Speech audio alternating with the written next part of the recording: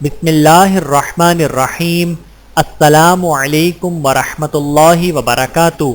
حج کے 5 ایام، دوسرا دن 9 ذی الحجہ، پاکستان میں 8 ذی الحجہ۔ آج کا دن ایام حج کا سب سے اہم اور مصروف ترین دن ہے۔ آج صبح تلبیہ پڑھتے ہوئے حجاج کرام منا سے عرفات کے لیے روانہ ہو جائیں گے۔ میدان عرفات میں زوال کے بعد حج کا رکن اعظم وقوف عرفہ ادا کریں گے۔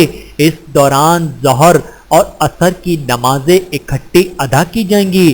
نمازوں کے علاوہ غروب آفتاب تک جتنا وقت بچے گا، حجاج کرام قبلہ رخ ہو کر خوب آہوازاری اور دعائیں مانگیں گے اور غروب آفتاب کے بعد تلبیہ پڑھتے ہوئے مزدلفہ کی جانب روانہ ہو جائیں گے۔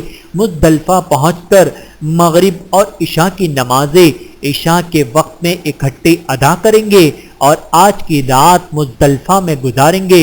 مزدلفہ میں نماز فجر اول وقت میں ادا کر کے قبلہ رخ ہو کر دعاؤں اور ذکر و اذکار میں مشغول ہو جائیں گے۔ اس عمل کو وقوف مزدلفہ کہا جاتا ہے۔ اللہ سبحانہ و تعالی اپنی منشا کے مطابق حجاج کرام کو مناسک حج ادا کرنے کی توفیق مرمت فرمائے۔ آمین ثم آمین۔